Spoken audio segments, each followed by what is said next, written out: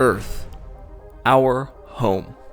Since the dawn of the human race, we have lived here, and if there comes a time of otherworldly invasion, we're gonna have to put aside our differences to defend it, side by side. Would we win? Would we be able to fend off an alien presence to preserve our way of life? I don't know. But in XCOM 2, you can test that theory, in the virtual sense, and see what sort of fight your ragtag group of flunkies can put up.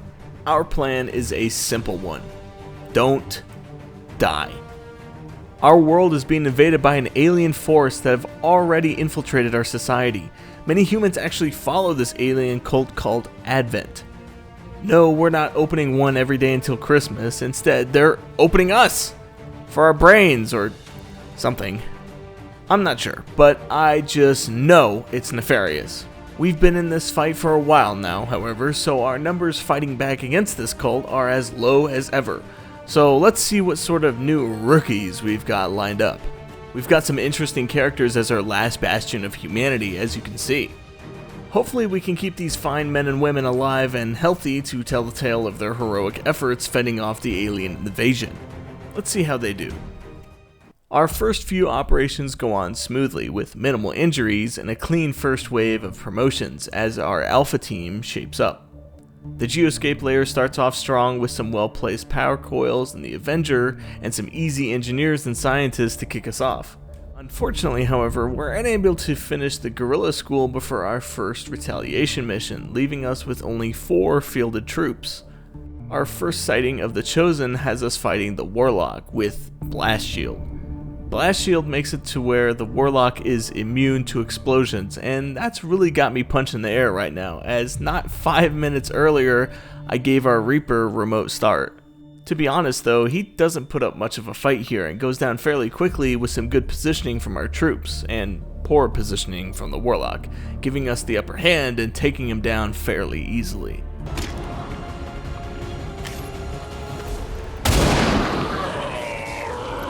After a hefty payout from our monthly income, we're able to finish the Guerrilla School and deploy an additional soldier. Just in time too, since our first Guerrilla op shows up, and while the reward isn't terribly exciting, the 172 supplies will help this early on.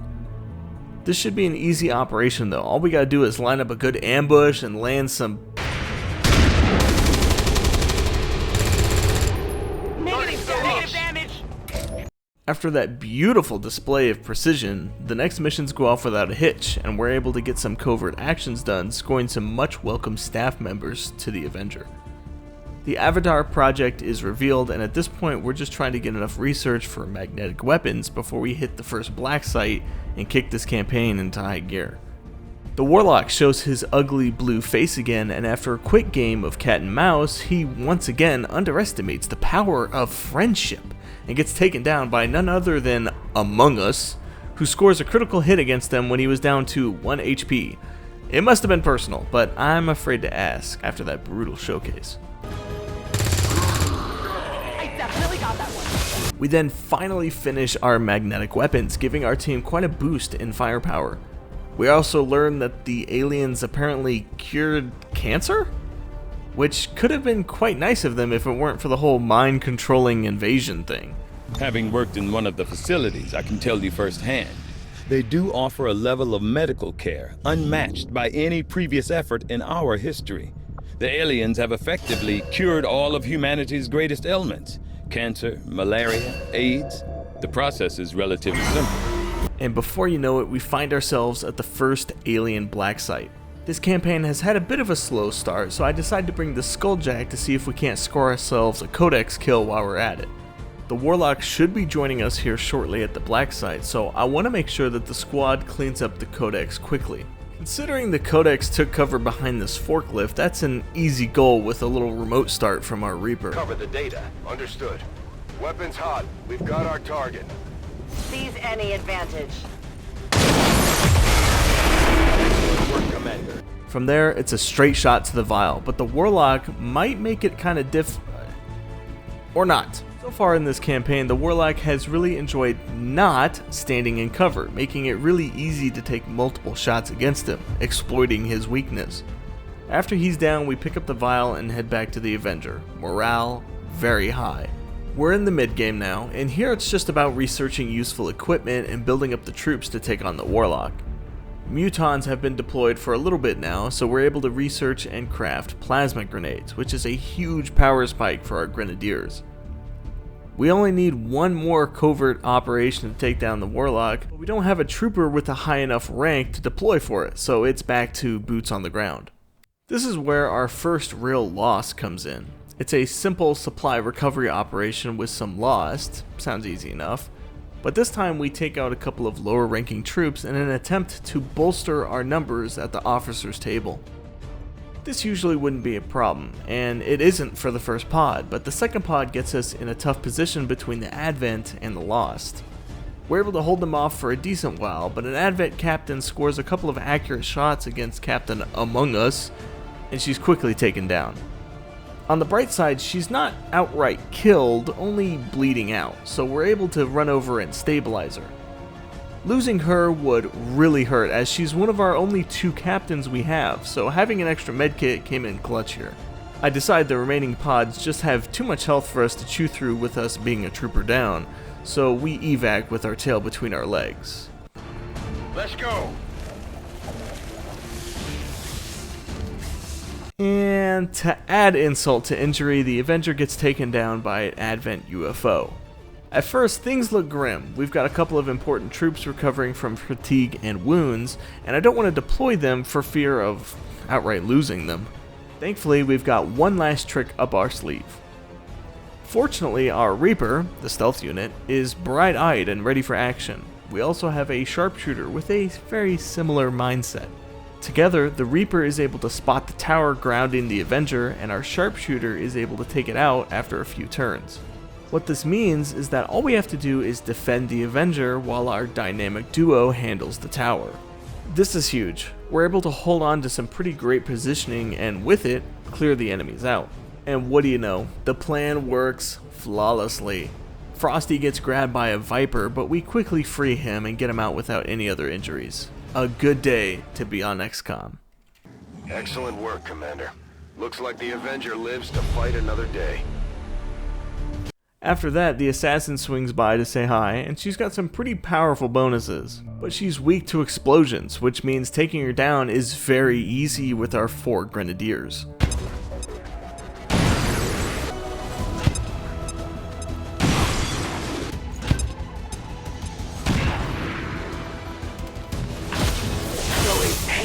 Flee from a worthy adversary. The elders will not allow me to die in this world. We will meet again. Our squad is shaping up nicely, and we've been able to pick up some more, less goofy teammates. Our starting troops still remain though, so unless something terrible happens, we should be seeing these faces for the remainder of the run. Before we know it, the Hunter went in on the action too and rears his ugly mug. Now he's got some really annoying perks as he regenerates health when our troops take damage around him. And his weakness is against elevated shots, but considering he's got a grappling hook and likes to fire down on us, that could potentially be really tough to take advantage of. He does just that here as well, grappling to high ground. There are a ton of lost here, and thankfully they're distracting his troops for us so we can focus on the man himself. A couple of grenades later, his high ground is destroyed and his cover beat to a pulp. Easy pickings, just how we like them.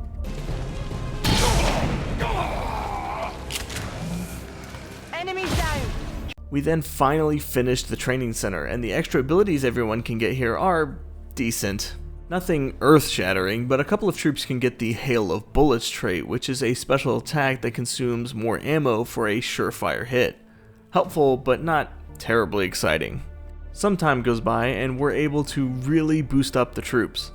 Personal combat sims, weapon attachments, and some promotions and traits means our troops are shaping up to be a real force to be reckoned with. We nearly have powered armor, which means our equipment is about to get as good as it's gonna get. The Shadow Chamber is built, and I'd like to score some final upgrades before we push into the late game, as our end missions will be pretty close to one another, so I want as few risks of loss as possible. We've made it this far, but things could quickly fall apart if we start losing troops and can't field our heavy hitters. In a guerrilla op we're tasked with, we find that Advent is now deploying Archons. These guys can be pretty tough and hard to hit, but our troops pack so much firepower at this point that he gets taken down with ease. This was also the first mission we were able to take a mimic beacon with us as well. These things are amazing. They basically distract Advent to shoot at the beacon rather than our troops, which is so helpful. You need faceless corpses to craft these, and honestly, we haven't encountered too many faceless, so this could potentially be our only mimic beacon we make during this entire campaign, which is less than ideal, but I'm sure we'll make it work. We go out to a supply raid, and here we can immediately see the power of the squad. These two pods should be a major issue. They've got some serious ordnance between them, but they get taken down really quickly and easily with our troops. I mean, Stroker dumps an entire magazine in a single Overwatch. I know where you are. Armor still holding. They're flanking my position! They're on to us!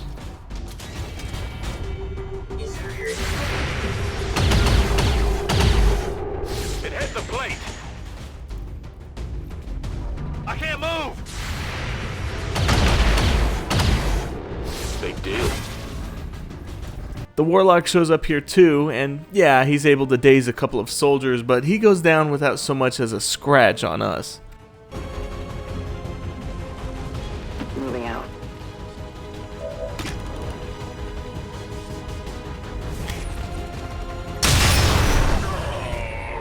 That supply raid was actually quite important as it gave us enough supplies to make the Warden armor, the highest tier that we can make. Our Reaper also gains Banish, which in addition to sounding wicked, is a special attack that we can use to fire at an enemy until it dies or we run out of ammo, but it'll probably die before that happens though. Alright, it is showtime. Things from here on out are going to be happening fast. We've picked up some beam weapons and we're set to take on the Warlock. It's a tough fight to get into his chamber, and we burn through a lot of grenades and patience, but we finally make it. Once we start the fight, his reinforcements are honestly tougher to deal with than he is. I've got Reaper with our Banish on standby, but we don't even need it for him.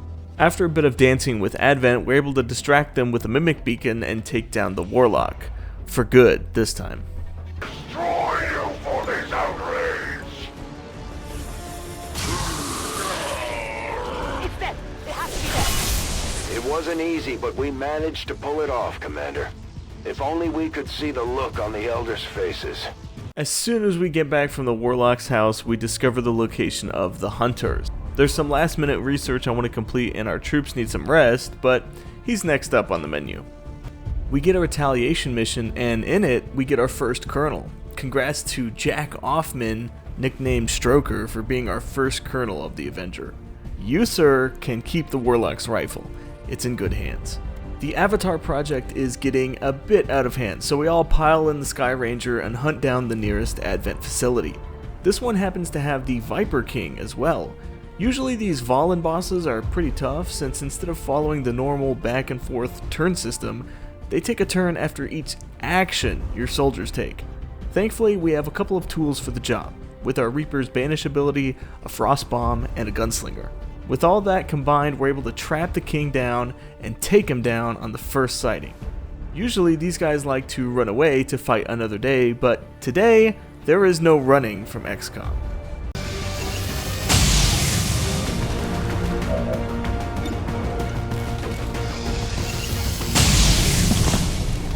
How many is that now? Is down. Good work, people. It's over. The assassin shows up during a council mission and gets absolutely destroyed. She's weak to explosions and we have a lot of bombs, so she really stands no chance. During a guerrilla op, we skulljack a codex to continue the story. Things start to look grim as we have a troop at low health and he's been mind controlled. We miss a few important shots, but thankfully through some trait usage and bond perks, we're able to just barely squeeze the win out without any losses.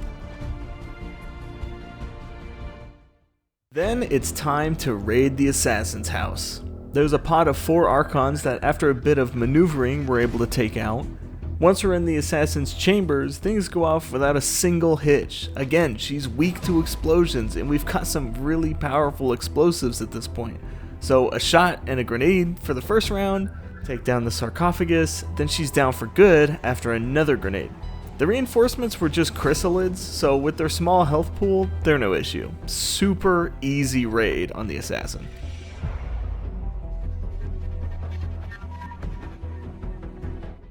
We hit the facility whose coordinates we discovered after hitting the black site. I kind of forgot about this mission, so we're just now getting around to it.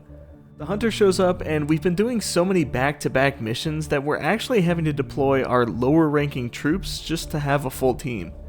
The hunter puts up a pretty good fight, but I gotta say, these chosen really gotta stop taking cover next to environmental explosives. Our Reaper has been getting some really good use of the remote start ability. We clean him up, grab the specimen, and make it out. A few injuries, but nothing major. Our skirmisher friends need some help with a VIP mission, so we swing by to help out. Advent isn't messing around anymore and brings some serious heat. Combined with the overwhelming amount of loss, we actually end up losing one of our Reapers. Thankfully not our high-ranking one, but still, a loss is a loss. We're able to recover one of the escorts in the mission as well, and a colonel, no less. We bring our fallen soldiers back to the Avenger and head home. We finally get some time where nobody is yelling at us for help, and we're able to take on the Hunter, the last chosen left alive. Getting to his chambers is as run-of-the-mill as the others were. Once we're in his chambers, we take him down with ease. We were highly prepared for him, and we have so much damage and accuracy that he just doesn't stand a chance. Final chosen eliminated. That's it! We hit the Gatekeeper mission shortly after, and it's relatively smooth sailing.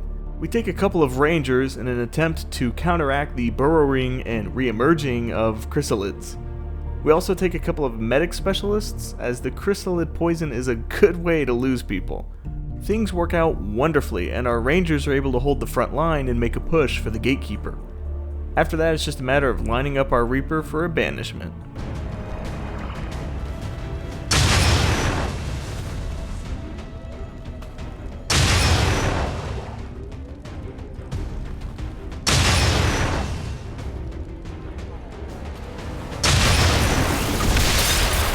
We take a couple of weeks off doing missions, even ignoring a guerrilla op and council mission, to make sure that we're healed and ready for the last missions. There are 2 missions with 9 troops deployed in total.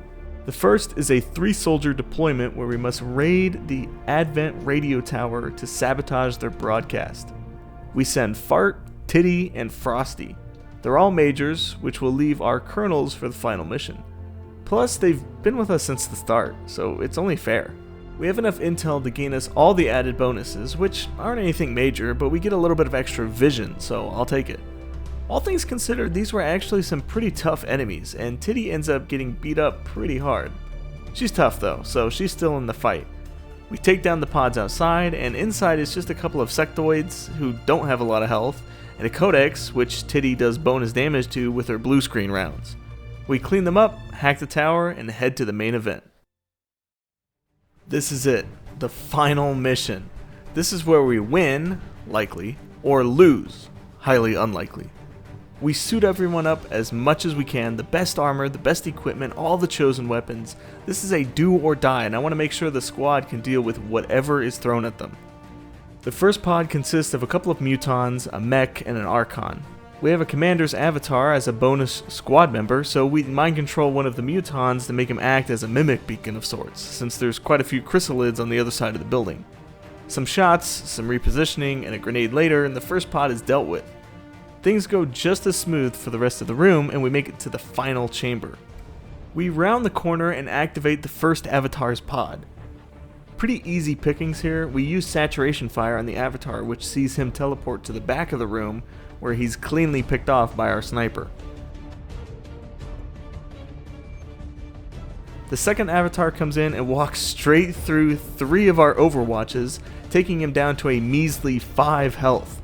Stroker cleans him up on our turn.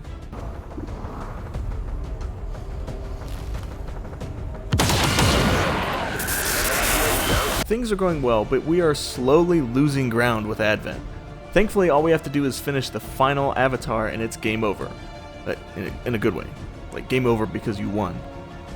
Anyway, we spray some lead where the avatar is, and like a good little boy, he teleports right next to our Reaper. I decide I'm not done having fun yet and use face-off just for giggles.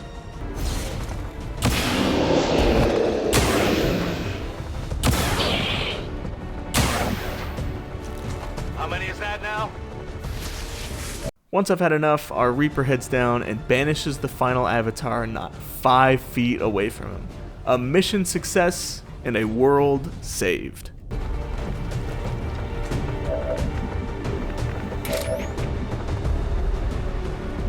Moving out. I have sight beyond vision. Time to join your gods!